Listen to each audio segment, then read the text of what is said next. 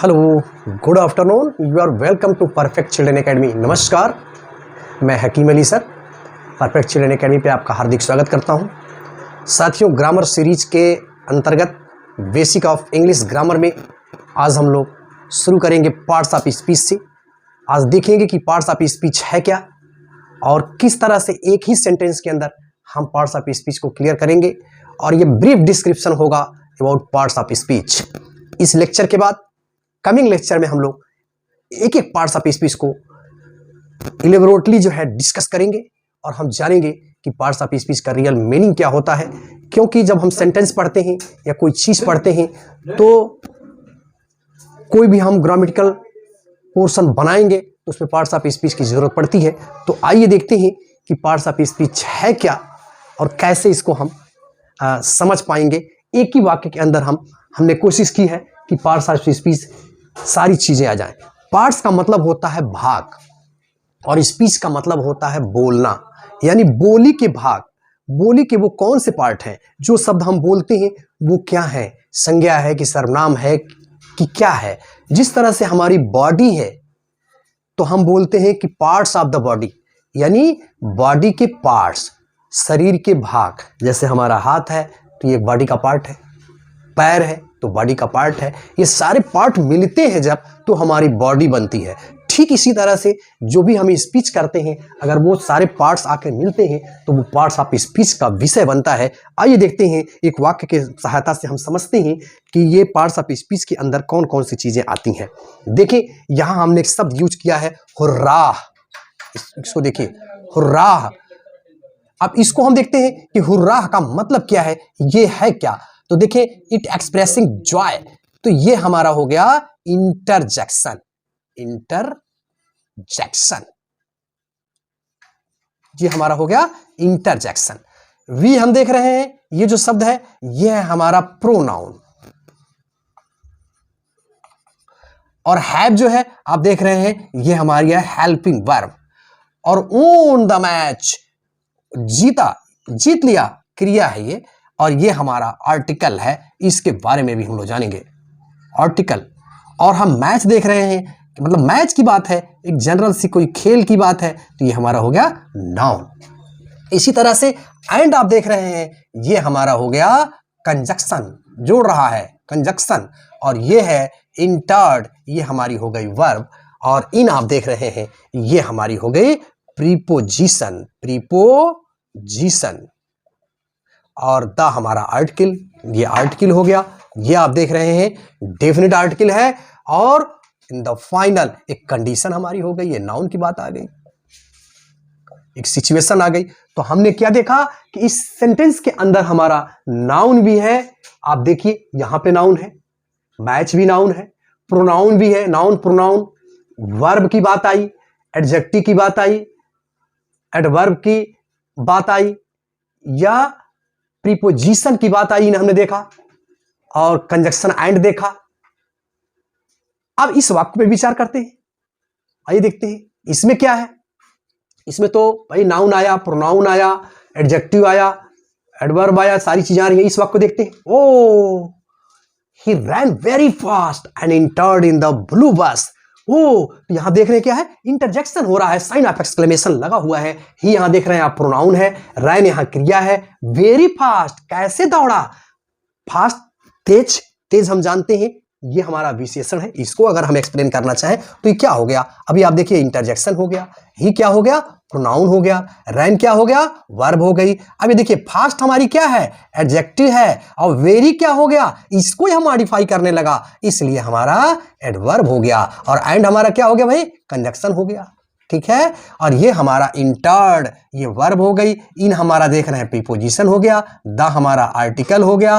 और ये हमारा ब्लू, यानी इस बस की विशेषता बता रहा है, तो एडजेक्टिव हो गया। और बस तो आप जानते ही हो नाउन है। तो इस तरह से हम देख रहे हैं, इसमें नाउन की बात हो, प्रोनाउन की बात हो, नाउन, प्रोनाउन, वर्ब, उसके बाद से एडजेक्टिव, एडवर्ब, प्रीपोजिशन। देखिए इन प्रीपोजिशन एंड कंजक्शन, इंटरजेक्शन, ये सारे जो है शब्द इसी पार्ट्स ऑफ स्पीच के अंतर्गत, इसी वाक्य के अंदर आए हुए हैं। तो इस तरह से हमने देखा कि ये पार्ट्स ऑफ स्पीच हमारे 8 होते हैं। जिस तरह से हमारे बॉडी के पार्ट होते हैं और सारे बॉडी के जो पार्ट होते हैं यानी अंगों से मिलकर के हमारी बॉडी का निर्माण होता है, उसी तरह से पार्ट्स ऑफ स्पीच के जो शब्द हैं उनसे मिलकर के बोलने के शब्द का इजाद होता है, यानी उससे उनका निर्माण होता है। आइए एक एक करके हम लोग ब्रीफली देखते हैं। ये हमारा इंट्रोडक्टरी लेक्चर है about the parts of speech. इसके बाद से हम लोग कमिंग लेक्चर में प्रत्येक को हम लोग इलेबोरेटली डील करेंगे। तो आइए सबसे पहले हम बात करते हैं पार्ट्स ऑफ स्पीच में नाउन की बात करते हैं। नाउन को हम संज्ञा कहते हैं। तो ब्रीफली हम देखते हैं कि नाउन है क्या। Noun means naming word. Noun means naming word.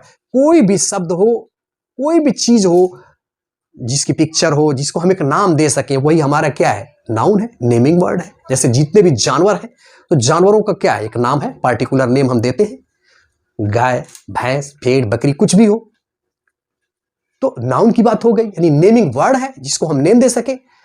तो इसीलिए भी कहा गया है कि noun is the name of any place, person और थिंग। प्लेस की बात होगी, स्थान की बात होगी। जैसे Gorakhpur is a beautiful city, place की बात हो गई। पर्सन की बात हो, Ram is good, Ram is a good boy, तो पर्सन की बात हो रही है, उसकी अच्छाई की बात हो रही है। थिंग में हम चले आए, रोज इज ए ब्यूटीफुल फ्लावर। तो हम क्या देख रहे हैं, ये नाउन यानी किसी का नाम दिया जा रहा है, चाहे वो नाम किसी जानवर का हो, पशु का हो, पक्षी का हो, स्थान का हो। इमोशनल जो फीलिंग्स होती हैं, जैसे मान लीजिए ऑनेस्टी आ गई, ईमानदारी की बात आ गई, चाइल्डहुड आ गया, ये सारी चीजें हमारी क्या है, नाउन है, जो नेम दे रही हैं, एक नेमिंग वर्ड कर रही हैं। या जो चीजें आप पिक्चोरियल देखते हैं, पिक्चर के रूप में आप देखते हैं, वो सब भी तो नाउन ही है। जो इमोशनल हमारी फीलिंग है वो सब भी तो नाउन है, चाहे वो ऑनेस्टी की बात हो, चाइल्डहुड की बात हो, फादरहुड की बात हो, ये सारी चीजें हैं नाउन। नाउन क्या है, नेमिंग वर्ड्स है, उसी को हम नाउन कहते हैं या संज्ञा कहते हैं। तो ये बात है छोटी सी, इसको हम लोग डिटेल पढ़ेंगे कमिंग लेक्चर में, लेकिन हमने ब्रीफली इसको समझाया। दूसरा हमारा है प्रोनाउन। देखिए ये दो शब्दों से मिलकर बना है। प्रो का मतलब होता है पहले, और नाउन माने संज्ञा, यानी संज्ञा के पहले, संज्ञा के बदले। तो जो शब्द संज्ञा के बदले प्रयोग में लाए जाते हैं, इन प्लेस ऑफ क्या हो जाएगा भाई, इन प्लेस ऑफ नाउन। देखिए संज्ञा के बदले जिन शब्दों का प्रयोग किया जाता है वही क्या है, सर्वनाम है। जैसे राम इज ए बॉय, ठीक। Ram reads in class 8। इस वाक्य को देखिए, Ram is a boy, Ram एक लड़का है, Ram reads in class 8। Ram एक लड़का है, राम कक्षा 8 में पढ़ता है। अगर हम चाहें तो इसको हम ऐसे भी लिख सकते हैं कि राम इज ए बॉय। इस राम के जगह पे जो संज्ञा है, हमारी संज्ञा को हम लोग जानेंगे और इसका फर्दर डिटेल जानेंगे कि कलेक्टिव नाउन है कि काउंटेबल नाउन है कि इनकाउंटेबल नाउन है कि मैटेरियल नाउन है कि किस तरह का वो नाउन है, उसको हम लोग डिटेल आगे जानेंगे। लेकिन इतना मैं आपको बताता चलूँ, ये एक नेम है, मतलब हमारा एक नाम है, पार्टिकुलर नाम है, इसलिए इसको पर्सनल कहते हैं। तो राम इज ए बॉय, और इस राम के जगह पे हम लोग क्या लिख सकते हैं भाई, ही लिख सकते हैं। Ram is a boy, he reads in class 8, ऐसा लिख सकते हैं। तो आपने क्या देखा, इस राम के जगह पे यहां ही लिखा गया है, यही हमारा क्या है, सर्वनाम है। तो यानी संज्ञा के जगह पे जो प्रयुक्त होते हैं सब, वही हमारा सर्वनाम है। तो सर्वनाम आप समझ गए। सर्वनाम भी कई प्रकार के होते हैं जिसको हम लोग फर्दर आगे डील करेंगे। अब हम लोग आगे बढ़ते हैं एडजेक्टिव की तरफ। दूसरा जो हमारा है वो है हमारा एडजेक्टिव। तो देखिए एडजेक्टिव दो शब्दों से मिलकर बना हुआ है। एड का मतलब होता है की ओर, के लिए, और जेक्टम का मतलब होता है फेंकना। तो ये क्या करेगा भाई, एडजेक्टिव मॉडिफाई करेगा। इट्स मॉडिफाई और क्वालिफाई ए नाउन और ए प्रोनाउन। एडजेक्टिव हमारा क्या करेगा, मॉडिफाई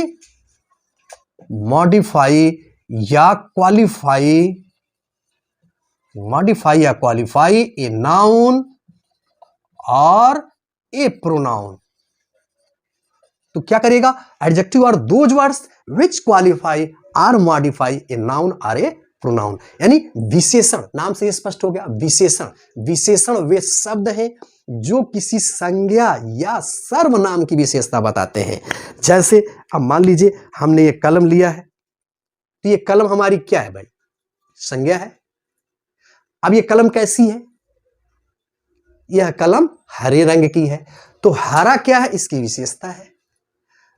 तो उसी तरह से ये विशेषता बताएगा। जैसे मान लीजिए हमने कोई वाक्य ले लिया, तो नाउन की विशेषता, जैसे दिस पेन हमने लिख दिया, दिस पेन, दिस मार्कर या पेन जो भी लिख लीजिए, दिस पेन इज ब्लू या ब्लैक, जो भी हो। तो आप क्या देख रहे हैं, ये पेन, पेन जो नाउन है इसकी विशेषता बता रहा है, कैसा, ये कैसा बता रहा है, पेन कैसा है, ब्लू है। तो ये ब्लू होना इस पेन को क्वालिफाई कर रहा है। अच्छा, एक और वाक्य लेते हैं, जैसे he is handsome, he is handsome, वह सुंदर है। तो वह कैसा है भाई, सुंदर। तो ये सुंदर शब्द क्या कर रहा है, इस जो ही जो शब्द है नाउन की, जो भी मैंने बात किया, नाउन की विशेषता बता रहा है। तो इसीलिए हमारा क्या हो गया, हैंडसम शब्द विशेषण हो गया। यानी विशेषता, संज्ञा सर्वनाम की विशेषता तो बताएगा, वही हमारा विशेषण हो जाएगा। तो हमारे समझ से ये बात आप समझ गए कि विशेषण क्या है। विशेषण वे शब्द होते हैं जो किसी संज्ञा या सर्वनाम की विशेषता बताते हैं। तो विशेषण भी आप समझ गए। अब हम चलते हैं वर्ब की तरफ। वर्ब का मतलब होता है क्रिया। आप जानते ही हो कि ये क्या बताएगी, यानी कर्ता के द्वारा कुछ किया गया है, कोई कार्य किया गया है, या वो किस स्टेज में है, उसकी स्टेज को बताता है, उसकी कंडीशन को बताता है, दशा को बताता है। इवेंट और एक्शन और इट्स कंडीशन, उसकी इवेंट मतलब कर्ता के द्वारा कौन सी घटना की गई है, या वो कर्ता के जो भी काम किए जा रहे हैं, या कर्ता वो किस स्टेज में है, तो उसको हम लोग क्रिया कहते हैं। जैसे अब मान लिया आपने लिख दिया ही रन्स, ही रन्स, तो क्या है, वह दौड़ता है। तो ये ही की भी, ही को, ये ही क्या करता है, दौड़ने की क्रिया कर रहा है। अच्छा, ये क्रिया भी कई प्रकार की होती है, इसको हम लोग फर्दर आगे पढ़ेंगे। जैसे ही इज रिच, वह धनी है। तो आप क्या देख रहे हो, ये इज जो है इसके धन की बात कर रहा है, यानी इसकी कंडीशन को बता रहा है। तो ये किसी कर्ता के कंडीशन को और कर्ता के द्वारा किए गए एक्शन को एक्सप्रेस करने वाले शब्दों को हम क्रिया कहते हैं। ये भी आप समझ गए। अब हम लोग आगे बढ़ेंगे एडवर्ब की तरफ। देखिए एडवर्ब हमारा क्या करता है, एडवर्ब का मतलब यह है कि इसको हम कहते हैं हिंदी में क्रिया विशेषण। इसके नाम से ही देखिए, संज्ञा सर्वनाम के बाद तीसरे नंबर पे आया तो संज्ञा और सर्वनाम की विशेषता बताया। क्रिया देखिए, तो क्रिया के बाद क्रिया विशेषण आया। तो ये क्या करेगा, इन तीनों क्रिया विशेषण कौन से शब्द होते हैं, देखिए इसके नाम में स्पष्ट है, क्रिया, यानी क्रिया की भी विशेषता बताएगा और विशेषण की भी विशेषता बताएगा। तो इसको हम क्या कहेंगे, adverb are those words which qualify or modify an adjective, adverb and a verb, यानी क्रिया की भी विशेषता बताएगा, विशेषण की भी बताएगा और स्वयं क्रिया विशेषण की भी विशेषता बताएगा। मतलब adverb are those words which qualify or modify a verb an adjective and adverb itself. तो ये जैसे एक वाक्य हम लेते हैं, आइए देखते हैं। देखिए कैसे बता रहा है एडजेक्टिव की विशेषता। जैसे अब आप वाक्य के ले लो, जैसे मान लो लिख लो ही रन, ही रैन, मान लो हमने लिख दिया ही रैन फास्ट। तो अब देखो भाई, ये फास्ट हमारी क्या है, ये रन क्या है, क्रिया है, दौड़ा, और फास्ट माने तेज। तो ये क्या हुआ, एडजेक्टिव हुआ, यानी वह कैसे दौड़ा, क्या उत्तर आएगा, तेज। तो तेज हमारा क्या हो गया, इस क्रिया की विशेषता बताया, इसलिए यह जो फास्ट शब्द है यह हमारा यानी एडजेक्टिव हुआ। ठीक है, एडजेक्टिव तो अगर ये नाउन या प्रोनाउन रहता तो होता, लेकिन हम देख रहे हैं क्रिया की विशेषता बता रहा है, इसलिए एडजेक्टिव नाउन के क्या हो जाएगा, अब ये एडवर्ब हो जाएगा। ये बात आपको ध्यान देनी है। क्रिया, देखिए क्रिया की विशेषता बताया। अच्छा, इसी बात को हम ऐसे अगर लिख दे, ही रैन वेरी, लिख दे वेरी फास्ट। अब देखिए क्या हुआ, तो वह तेज दौड़ा, कितना तेज दौड़ा, बहुत तेज दौड़ा। तो आप क्या देख रहे हो, वह कितना तेज दौड़ा, बहुत तेज। तो आप देखें इस एडजेक्टिव, अब यहां पे एडजेक्टिव हो गया भाई। हाँ, अब इसकी विशेषताएं बताने लगा वेरी शब्द, तो अब ये क्या हो गया, एडवर्ब हो गया। अच्छा, सी स्पीक स्लोली, वह धीरे धीरे बोलती है। तो आप क्या देख रहे हो, ये स्लोली शब्द क्या कर रहा है, इस क्रिया की विशेषता बता रहा है, तो इसलिए ये एडवर्ब हो गया। अच्छा, एक और वाक्य हम ले लें, ही वॉक्स वेरी स्लोली। अब इस वाक्य को देखिए, तो क्या हुआ, ये स्लोली तो अपने आप में एडवर्ब है ही, धीरे धीरे या जल्दी जल्दी, ये सारे एडवर्ब तो हैं ही, और वेरी भी देखिए जुड़ गया, तो यह एडवर्ब है और इस एडवर्ब को भी ये मॉडिफाई कर रहा है। तो इसलिए हम क्या देख रहे हैं, it have capacity to modify a verb, an adjective and adverb itself. तो ये हमारी है एडवर्ब की कहानी। अब हम लोग आगे बढ़ते हैं, अब देखते हैं हम एडवर्ब के बाद आज हम लेंगे, ये हमारा है प्रीपोजिशन। तो देखें प्रीपो, इसका स्पष्ट है, प्री माने पहले, अपोजिशन माने स्थान, यानी ये एक संज्ञा का संबंध दूसरे संज्ञा से क्या है, मतलब एक शब्द का संबंध दूसरे शब्द से क्या है, उसी को एक्सप्रेस करने वाले शब्दों को हम प्रीपोजिशन कहते हैं।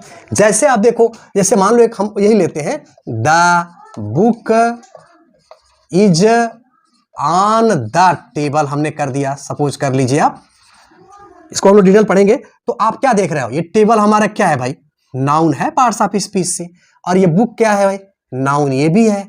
अब इस पुस्तक और टेबल के बीच में क्या रिश्ता है, क्या संबंध है, इसको कौन बता रहा है, आन बता रहा है। इन पुस्तक मेज पर है, अगर इसी को हम आन के जगह पे हम अंडर लिख दें तब क्या हो जाएगा, आप देखिए तुरंत इसका अर्थ बदल गया, the book is under the table, अभी टेबल के ऊपर थी, लेकिन जैसे ही हमने एक अंडर शब्द लगाया तो अभी पुस्तक क्या हो गई, जो ऊपर थी वो नीचे चली गई। तो आप इससे आप समझ सकते हैं कि इसका क्या महत्व है। तो ये हमारा है प्रीपोजिशन, इसीलिए इसका नाम दिया गया है संबंध बोधक अव्यय। इसको हम लोग डिटेल फर्दर क्लास में आगे हम लोग कंटिन्यू करेंगे। अब हम नेक्स्ट की तरफ बढ़ते हैं, कंजक्शन। कंजक्शन का मतलब होता है समुच्चय बोधक या संयोजक। जैसे जंक्शन जो शब्द होता है, इसे आप सुने होंगे कि भटनी जंक्शन, गोरखपुर जंक्शन। तो जंक्शन का मतलब क्या होता है, ज्वाइंट्स, जहां से तमाम ट्रेनें जो है, ऐसी रेलवे की लाइनें होती हैं जहां से क्रॉस करके तमाम लाइनें निकल के जाती हैं। तो वही बात आप दिमाग में रखिए, जंक्शन का मतलब क्या होगा, ये जोड़ेगा। और इसको हम लोग पढ़ेंगे आगे आगे चल करके कि कोऑर्डिनेटिंग कंजक्शन और सबऑर्डिनेटिंग कंजक्शन, इसके बारे में भी हम लोग बात करेंगे। फिर हम कोऑर्डिनेटिंग में भी कई टाइप पढ़ेंगे। तो यहां जैसे एक वाक्य हमने ले लिया, अब ये क्या करेगा, संयोजक, संयोजक क्या करता है, जैसे दो धोतियां हैं, दो कपड़े हैं और उसको एक सिलाई कर दिया जाए, बीच में जोड़ दिया जाए, तो सिलाई का जो धागा है इन दो पार्टों को जोड़े है ना, तो वही कंजक्शन है, समझ लीजिए। तो ऐसे वर्ड होंगे कि विच ज्वाइंट्स टू वर्ड्स और क्लासेस, जो दो वर्ड्स या क्लासेस को आपस में जोड़ देंगे, ऐसे इसी को हम संयोजक कहते हैं। जैसे देखिए एक वाक्य हमने लिया है, ही इज रिच, मान लीजिए वह धनी है, ही इज नॉट हैप्पी। एक वाक्य है ही इज रिच, वह धनी है, और एक वाक्य है ही इज नॉट हैप्पी, वह प्रसन्न नहीं है। तो अगर इसको हम चाहें तो हम जोड़ सकते हैं, लिख सकते हैं कि Ram is rich but he is not happy. तो इसी वाक्य को हम लिख सकते हैं कि Ram is rich, Ram is rich but he is not happy. Ram धनी है फिर भी खुश नहीं है। तो हमने क्या देखा, एक वाक्य दूसरे वाक्य से जो दूर दूर था, उन दोनों को हमने क्या किया, ये बट से लाके जोड़ दिया। तो इस तरह से हमारा एक कंजक्शन हो गया। अब लास्ट हमारा है इंटरजेक्शन। तो इंटरजेक्शन क्या है, interjection are those words which express sudden feeling. तो जो अचानक हमारे दिमाग में जो बातें निकल के आती हैं, उसको अचानक जो एक्सप्रेस होता है, तो वही हमारा इंटरजेक्शन है। ये सडनली एक्सप्रेसिंग फीलिंग, सडनली जो है हमारे माइंड के अंदर जो भावनाएं आती हैं, चाहे वो दुख की हो, सुख की हो, हर्ष, विषाद, घृणा, नफरत, द्वेष, जो भी हो, तो सडनली एक्सप्रेस होता है, तो वही हमारा इंटरजेक्शन है। जैसे कई बार आप जनरली क्या करते हैं, मान लो सपोज कि आप पेंसिल ऐसे गढ़ रहे हो और अचानक कट लग गया, तो क्या बोल, तो ये और सपोज चलिए थोड़ी देर बाद इस पर थोड़ा सा मलहम पट्टी हो गया। ओह ओह ये क्या है? It have no grammatical connection. It is only expressing our own emotional feeling, which occurred suddenly. Suddenly occurred is emotional feeling expressed by those words, which are that those words are known as the interjection. तो जो शब्द हमारे जुबान से अचानक निकल जाते हैं, ऐसे कोई चीज हमने देख लिया, कहीं चोट लग गई, अलस बोलते हैं, अलस, he is no more. कोई sudden, hurrah, we have won the match. ये जॉय की बात है. कोई बड़ा परेशान किए हुए है, तो मतलब गलत काम कर रहा है, तो आप कहते हैं फाइट अपॉन योरसेल्फ. तो इसमें आप देखते हैं साइन ऑफ एक्सक्लेमेशन लग जाता है. अभी हमने बात की hurrah we have won the match, तो यहाँ क्या है? अभी हम लोग अब इस्तेमाल एक और वाक्य हम लेते हैं, अलस, ये दुख को व्यक्त करता है. Alas he is no more, he is no more. तो ये क्या हुआ? यहाँ पे साइन ऑफ एक्सप्लेनेशन आप देख रहे हो, इससे हम पहचान लेते हैं अलस ही इज नो मोर. आज वो मतलब बड़े दुख की बात है कि वो आज नहीं है. तो ये रहा brief description about parts of speech. Parts of speech क्या है, संक्षेप में मैंने इसको बताने की कोशिश की है, डिफरेंट टाइप्स ऑफ एग्जांपल लेकर के समझाने की कोशिश की है. कमिंग लेक्चर में हम एवरी पार्ट्स ऑफ स्पीच को क्लियरली जो है वाइड वे में इसको डील करेंगे. और मुझे पूरा उम्मीद है यह लेक्चर आपको पसंद आया होगा. अगर आप इस चैनल पे नए हैं तो इस चैनल को सब्सक्राइब करें, लाइक करें, अपने मित्रों में शेयर करें और कमेंट करना बिल्कुल ना भूलें. Thanks for watching.